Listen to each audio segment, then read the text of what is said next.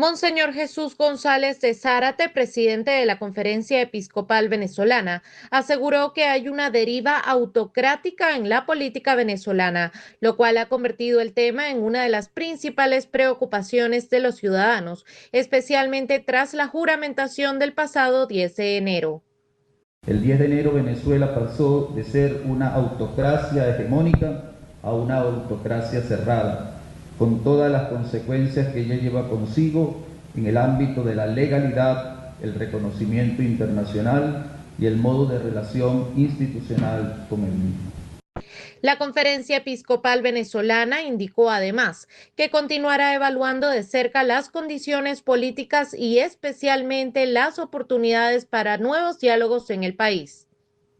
No hay duda que las experiencias fallidas en las que se cifraron muchas expectativas han mermado considerablemente la confianza de muchos sectores en las bondades de cualquier diálogo o negociación. Algunos demonizan la palabra diálogo.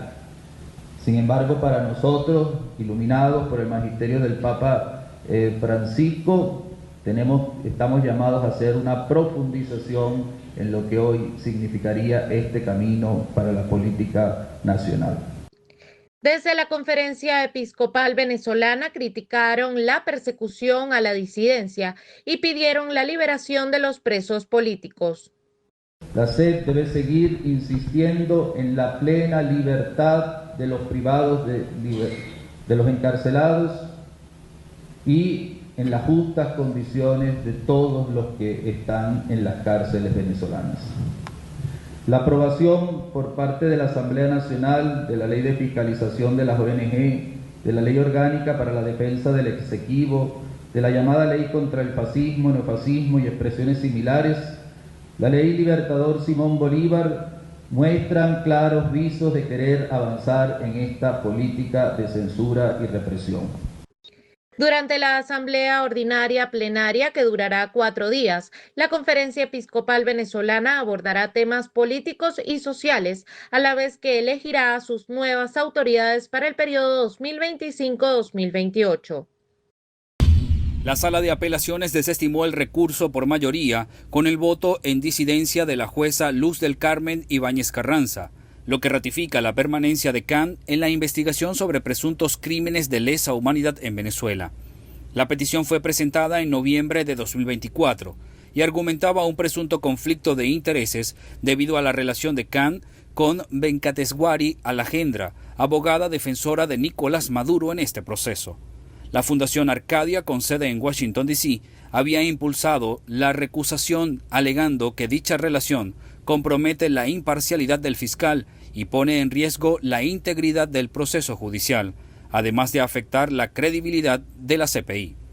En su decisión, la Sala de Apelaciones también rechazó la solicitud del fiscal para presentar una contrarréplica y desestimó por inoperante la petición de autorización para presentar observaciones amicus curiae, formulada por la ONG Un Mundo Sin Mordaza.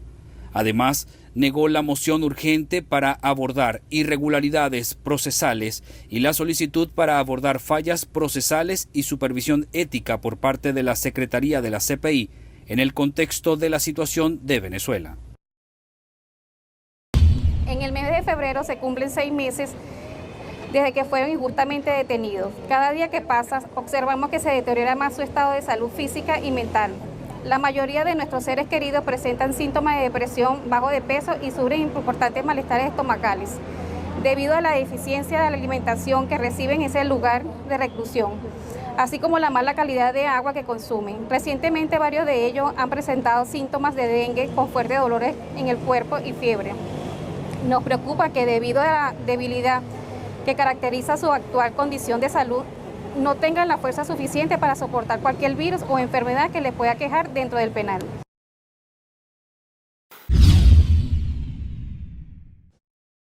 A las afueras del Palacio de Justicia en Caracas, la abogada Teresly Malavé manifestó que la defensa de Rocío San Miguel exige se le conceda una medida humanitaria por sus condiciones de salud.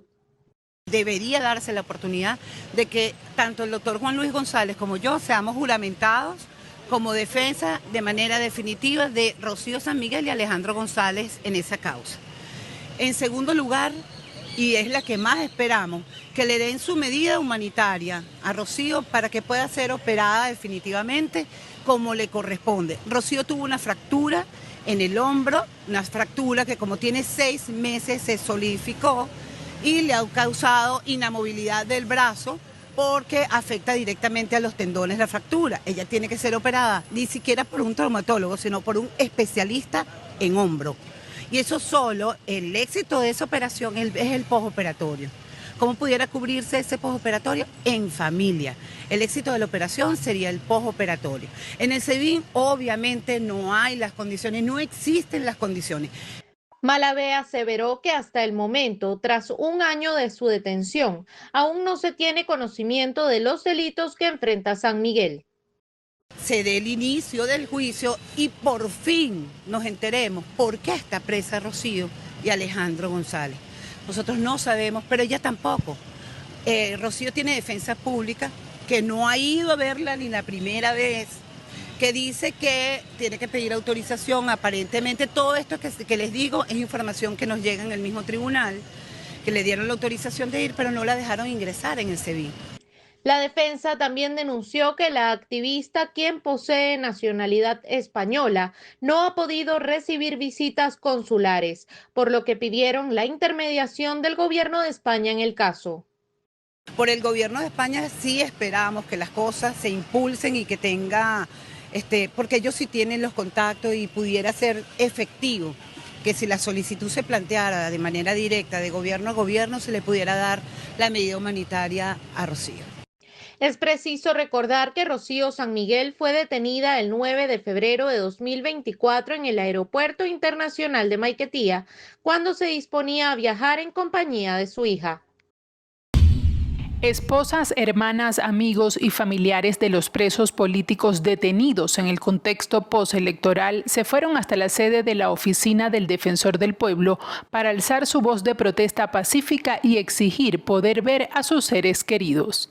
Nosotros en varias oportunidades hemos reiterado y hemos hecho esta denuncia y también haciendo un llamado a la toma de acciones contundentes a todas las instancias internacionales que nos han prestado el apoyo y han estado a lo largo de estos 6 meses conmigo. Sin embargo, no hemos obtenido ningún tipo de respuesta hasta el momento. No he podido ver ni constatar el estado físico de mi esposo. Vuelvo a decir y a repetir que no sé si es que mi esposo está siendo torturado físicamente y por eso es que no me dejan verlo. No hay motivo por el que Freddy deba estar detenido, no ha cometido ningún delito, al igual de como todos los que se encuentran en el helicoide y en todos los centros de detención de nuestro país. Carol Figueredo, esposa de Pedro Guanipa, recuerda que hoy su esposo está de cumpleaños y están lejos sin saber de su estado. Y en vez de estar con su familia, celebrando en libertad, sano, en familia, como debería ser, hoy estamos contando los días que tiene detenido. 138 días detenido tiene Pedro hoy, alejado de su familia, de todos. No hemos podido tener contacto alguno con él, no lo hemos podido ver ni hablar con él. No hemos podido constatar cómo está físicamente, mentalmente, espiritualmente, porque se le ha negado todo derecho fundamental que debería tener cualquier persona. Pedro, al igual que muchos otros, es inocente, no ha cometido delito alguno. Los familiares entregaron un documento dirigido al defensor del pueblo, Alfredo Ruiz, en donde le exigen el derecho que tienen los detenidos de recibir visita y a lo cual no han logrado tener acceso. Al igual que muchos otros presos políticos de Venezuela, se le niega la visita y más allá de violar sus derechos fundamentales, esto es una tortura psicológica que no busca más que quebrantar su resistencia, mantener a todos los familiares, a todos nosotros en zozobra, para de esa manera silenciar las voces que denunciamos esta injusticia. El presidente de Ecuador, Daniel Noboa, denunció irregularidades en el escrutinio de las elecciones del domingo. En una entrevista con Radio Centro de Guayaquil, el mandatario dijo el martes que el conteo de los votos de la primera vuelta no coincide con los cálculos de su campaña, que lo ubicaban como ganador con una cifra mayor. Han habido muchísimas irregularidades y seguíamos contando, seguíamos revisando en ciertas provincias que habían cosas que no cuadraban. Incluso no cuadraban con el conteo rápido de la OEA, el cual nos ponía con una cifra mayor. Noboa explicó así las razones por las cuales no celebró ni hizo declaraciones al final de la jornada electoral del domingo, cuando los resultados ya arrojaban un empate técnico con la izquierdista Luisa González. A 4 puntos de terminar el escrutinio, Noboa, con un poco más del 44% de los sufragios, supera por apenas 2 décimas a la heredera política del expresidente Rafael Correa. Aunque las encuestas en campaña ya preveían una segunda vuelta, el cerrado empate tomó por sorpresa a un país dividido y sumido en la violencia del narcotráfico. En el balotaje del 13 de abril, los candidatos reeditarán el duelo de las atípicas elecciones de 2023, en las que Noboa se convirtió en uno de los presidentes más jóvenes del mundo.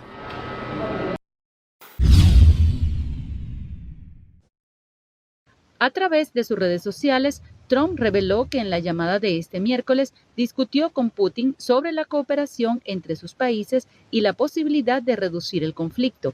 Ambos hablaron sobre las fortalezas de sus naciones y el gran beneficio que algún día tendrán al trabajar juntos. Trump también destacó la urgencia de poner fin al conflicto en Ucrania. De igual manera, el presidente estadounidense aseguró que su homólogo ucraniano, Volodymyr Zelensky, está comprometido con la paz, luego de una conversación con el mandatario de Ucrania. Además, anunció que Zelensky se reunirá el viernes en Múnich con el vicepresidente estadounidense J.D. Vance y el secretario de Estado Marco Rubio. Por su parte, el presidente Zelensky confirmó el intercambio con Trump a través de sus redes sociales, destacando que abordaron las oportunidades para lograr la paz y la cooperación entre ambos países. Nadie quiere la paz más que Ucrania, señaló Zelensky. A través de una carta dirigida a los obispos estadounidenses, el sumo pontífice instó a la iglesia del país a no ceder ante discursos que discriminan y generan sufrimiento a quienes buscan una mejor vida.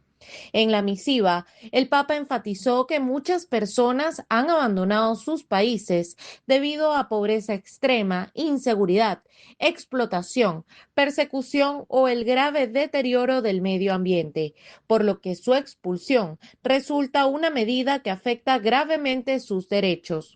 Francisco indicó que ha seguido de cerca el programa de deportaciones impulsado por su administración y llamó a los fieles católicos a manifestar su desacuerdo con políticas que criminalizan a los migrantes. No obstante, también reconoció que los países tienen derecho a garantizar la seguridad de sus ciudadanos frente a personas que han cometido delitos graves. El líder de la Iglesia Católica subrayó que un verdadero Estado de Derecho debe garantizar un trato digno a todas las personas, especialmente a los más vulnerables. Además, el Papa advirtió que las políticas migratorias basadas en la fuerza y la exclusión no traerán soluciones duraderas. Lo que se construye a base de fuerza y no a partir de la verdad sobre la igual dignidad de todo ser humano, mal comienza y mal terminará, aseveró. Finalmente hizo un llamado a la solidaridad y exhortó a la sociedad a evitar la construcción de muros de ignominia que dividan a las personas. Ante el rompimiento de relaciones diplomáticas con el régimen de Nicolás Maduro, las autoridades panameñas analizan alternativas para enviar a los ciudadanos de ese país directamente a su territorio o a través de un tercero, según informó el ministro de Seguridad Pública, Ábrego. El funcionario panameño explicó que la opción de traslado contempla vuelos o rutas marítimas en coordinación con el memorando de entendimiento que Panamá mantiene con Estados Unidos. El plan contempla su registro en el Centro de Atención al Migrante en Costa Rica, desde donde serían enviados a Metetí en Darién o los planes de Gualacá en Panamá para luego ser repatriados. El procedimiento acordado establece que los migrantes deberán presentarse en el CATEM, donde se registrarán sus datos detenidos y se les realizará un control biométrico para verificar antecedentes. Posteriormente serán trasladados en autobuses hasta Lajas Blancas en Darién, donde recibirán asistencia antes de su regreso a sus países. Este flujo migratorio inverso que Panamá califica de lento pero en aumento surge tras el endurecimiento de las políticas migratorias en Estados Unidos.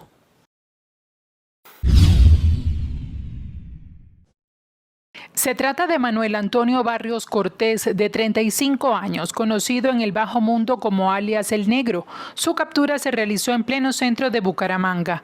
Barrios Cortés es considerado el principal cabecilla internacional en Perú del Tren de Aragua y era solicitado por un juzgado de Venezuela por el delito terrorismo. Según las autoridades colombianas, alias El Negro fungía como mototaxista y tenía una vida en el barrio Dangón de Bucaramanga. La captura se produjo durante un operativo de verificación de antecedentes. A partir de esta información que reseccionamos, pudimos lograr la identificación, la individualización de este delincuente conocido como Manuel Antonio Barrios Cortés, un delincuente de 35 años que se encontraba escondido aquí en la ciudad de Bucaramanga.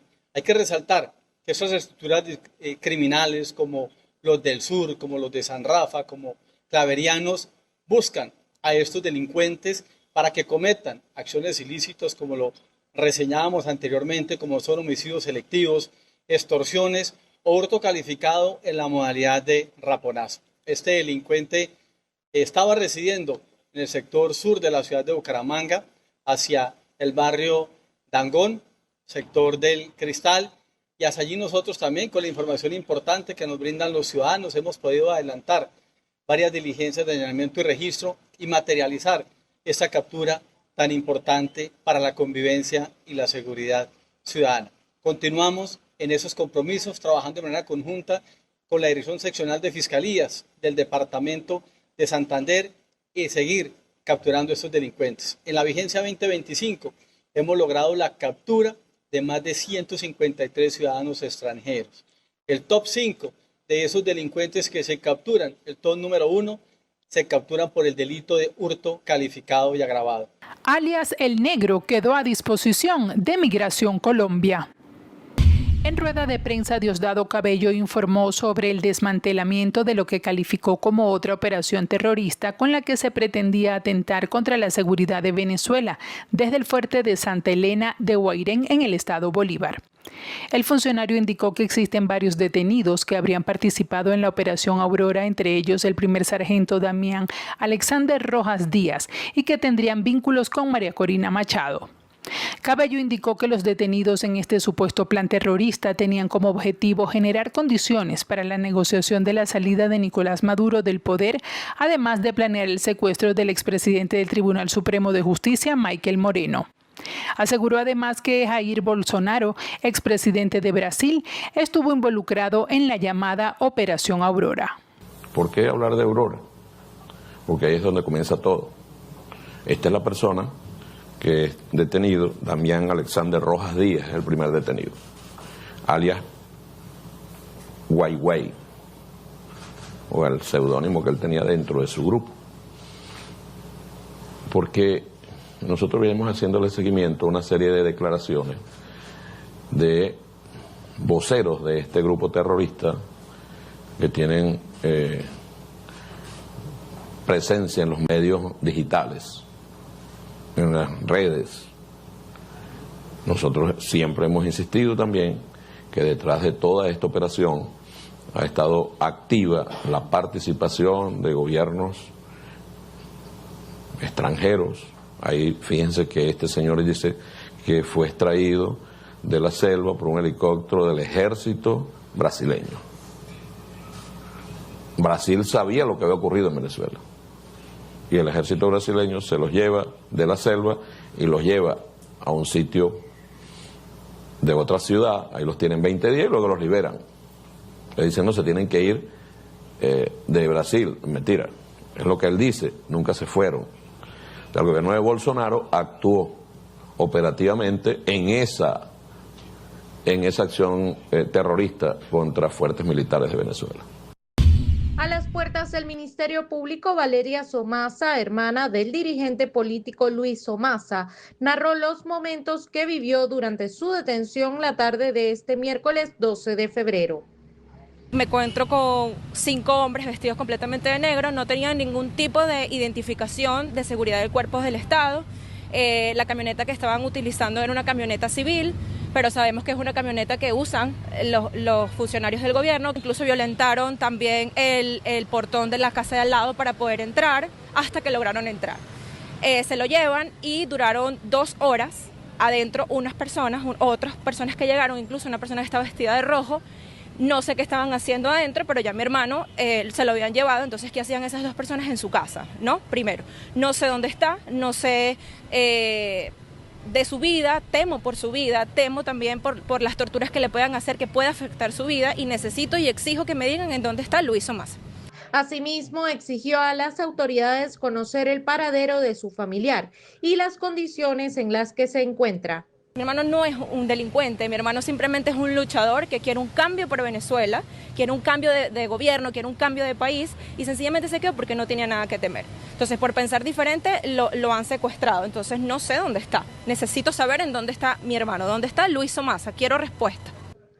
Por su parte, el Comité de Amigos y Familiares por los Presos Políticos denunció que más de 20 ciudadanos detenidos por razones políticas en el Helicoide y otros centros de reclusión se encuentran en aislamiento prolongado. A quienes no solamente se les priva de forma injusta, a quienes no solamente han sido detenidos de forma arbitraria, a los cuales se les ha violado el debido proceso, sino que además de eso también están sometidos a aislamiento prolongado, y absolutamente nunca han podido ver quienes están ahí a sus familiares. La única forma de comunicación que se tiene en este centro de reclusión son mensajes de voz que envían a través de los custodios, en los cuales te dicen que ellos no tienen derecho a la visita hasta que haya una orden superior. En un primer lugar, te decían que habían que esperar los 45 días de investigación, y ahora simplemente te dicen que ya esto era algo que le decían a los familiares para que dejaran el fastidio, pero que ellos simplemente tienen prohibidas las visitas. Según el último balance ofrecido por la organización Foro Penal, Venezuela tiene en la actualidad al menos 1.194 presos políticos, más de una veintena de ellos extranjeros.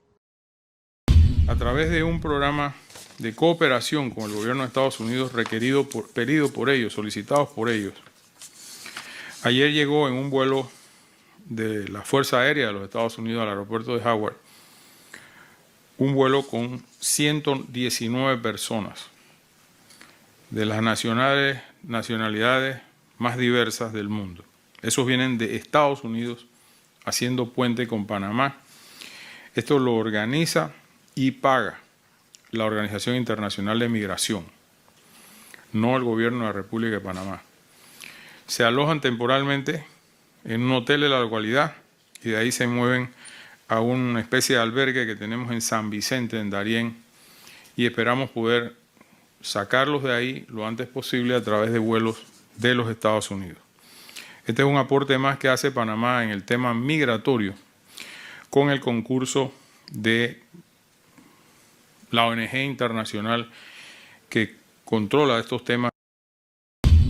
Al menos 28 personas resultaron heridas en Múnich tras un atropello masivo que las autoridades investigan como un posible atentado. Algunos de los heridos están en situación muy grave y el presunto autor, un afgano de 24 años, ha sido detenido.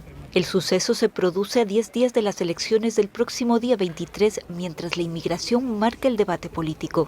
El vehículo embistió poco antes de las 11 de la mañana contra una manifestación de empleados públicos en el centro de la capital del estado de Baviera, en la que participaba 1,5 millones de personas. El primer ministro bávaro, el conservador Markus Söder, sostuvo que con base en el modus operandi del autor, las autoridades creen que se trata de un atentado. Su investigación ha sido asumida por la Central para la Lucha contra el Extremismo y el Terrorismo de la Fiscalía de Múnich. Según la prensa local, el presunto autor había publicado poco antes del atentado contenido islamista en redes sociales, pero las autoridades no han confirmado esta información y no han dado aún detalles sobre una posible motivación. Pero se sabe que el sospechoso contaba con antecedentes por tráfico de estupefacientes y hurtos. De su lado, el canciller alemán Olaf Scholz pidió que se actúe con todo el peso de la ley contra el autor, que debe ser castigado, dijo, y abandonar después el país. En su exhortación pastoral con motivo de la 123ª Asamblea Ordinaria Plenaria, la Conferencia Episcopal Venezolana consideró que en el país es necesario resolver la crisis política derivada de la falta de publicación detallada de los resultados de la elección presidencial del pasado 28 de julio para poder avanzar en nuevos procesos comiciales. Si queremos vivir en una sociedad democrática, participativa y protagónica, es necesario recuperar la primacía de la verdad y la justicia, de la dignidad de la persona y del bien común, poniendo a un lado los intereses particulares o partidistas. Y tal como lo establece la Constitución y las leyes, se debe respetar la soberanía popular expresada en el voto, garantizar la participación política en igualdad de condiciones, la libertad de expresión plural y la legítima protesta. Nosotros lo que decimos es que debe garantizarse la transparencia, la equidad en el tratamiento de todos para que pueda haber confianza también en los posibles los resultados que surjan de esos procesos electorales. Monseñor Jesús González de Zárate, presidente del Episcopado venezolano, indicó que el clima político actual no favorece tampoco una reforma constitucional, como ha sido planteada por el régimen de Nicolás Maduro. En este momento no creemos que están dadas las condiciones para emprender un proceso constitucional. Hay muchos asuntos pendientes cotidianos de la vida de Venezuela. La Constitución es un programa común de país. Es un programa, el proyecto que los venezolanos nos damos, todos nos reconocemos identificados en una constitución. Creo que las actuales tensiones, inquietudes, las preguntas no resueltas en la realidad nacional no favorecen el clima de una constitución. La Iglesia Católica hizo un llamado al Estado venezolano a que lleven adelante formas de amnistía, condiciones dignas y el respeto a los derechos humanos y constitucionales para quienes han sido detenidos por razones políticas. Los asilados en la Embajada de Argentina en Caracas invitaron a funcionarios diplomáticos a constatar la situación de asedio permanente en la que aseguran viven desde hace meses. A través de un comunicado, el Comando con Venezuela denunció este viernes que la situación de los refugiados en la Embajada Argentina en Caracas continúa agravándose. En esta sede diplomática permanecen Magali Meda, Pedro Urruchurtu, Omar González, Claudia Macero y Humberto Villalobos. Alertaron que se cumplen ya 83 días sin servicio eléctrico desde que Corpoelec, la empresa estatal de electricidad, se llevó los fusibles de la sede diplomática argentina. Ante esto, utilizan una planta eléctrica que racionan para poder tener conectividad. En el informe también indican sobre las permanentes restricciones de acceso de servicios y productos esenciales, como son agua, medicamentos y alimentos, y cuyo ingreso depende de las arbitrarias órdenes de los cuerpos represivos del régimen, cuyos efectivos además tienen sitiado el recinto diplomático desde el pasado 23 de noviembre. El Comando con Venezuela realizó un nuevo llamado a la comunidad internacional a sumar esfuerzos para lograr una pronta solución a esta situación, reiterando la necesidad de que los salvoconductos sean otorgados a la brevedad, como establece el derecho internacional. El gobernador de Florida, Estados Unidos, Ron DeSantis, firmó un paquete de leyes que endurece las restricciones migratorias en el estado, estableciendo la pena de muerte para migrantes en situación irregular condenados por crímenes graves como asesinato premeditado o violación de menores. La legislación también destina $298 millones a reforzar el cumplimiento de las leyes migratorias, incluyendo la contratación de agentes especializados, la adquisición de equipos y la entrega de bonificaciones a oficiales que colaboren en su implementación. Durante la firma de los proyectos, DeSantis destacó el impacto de estas medidas. Uno de los puntos más controvertidos de la legislación es la aplicación de la pena de muerte para inmigrantes sin documentación que sean hallados culpables de delitos graves. Esta disposición ha sido rechazada por organizaciones de derechos civiles y miembros del Partido Demócrata, quienes advierten que podría ser declarada inconstitucional por la Corte Suprema. La medida, alineada con la agenda del presidente Donald Trump, ha generado un intenso debate en distintos sectores políticos y de derechos civiles. El proceso legislativo enfrentó obstáculos antes de su aprobación, ya que los líderes republicanos de Florida tardaron semanas en llegar a un consenso sobre la mejor forma de respaldar las restricciones impulsadas por el mandatario en materia migratoria. La presidenta de la Comisión Europea, Ursula von der Leyen, dijo este viernes que las guerras comerciales y los aranceles punitivos no tienen sentido, pero aseguró que los gravámenes injustificados que ha anunciado el presidente estadounidense Donald Trump no quedarán sin respuesta. Así lo aseguró la representante del bloque europeo en su discurso en la Conferencia de Seguridad de Múnich, al día siguiente de que Trump anunciase sus últimas medidas comerciales, en las que ha puesto en el punto de mira el IVA que la Unión Europea aplica a los bienes.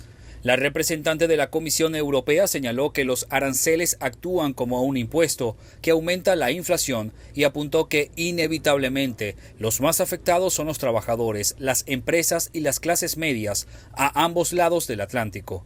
La presidenta del Ejecutivo Comunitario describió un mundo en el que las visiones enfrentadas del orden mundial estén conduciendo hacia un enfoque más transaccional de los asuntos globales, por lo que Europa necesita cambiar para prosperar en esta nueva realidad.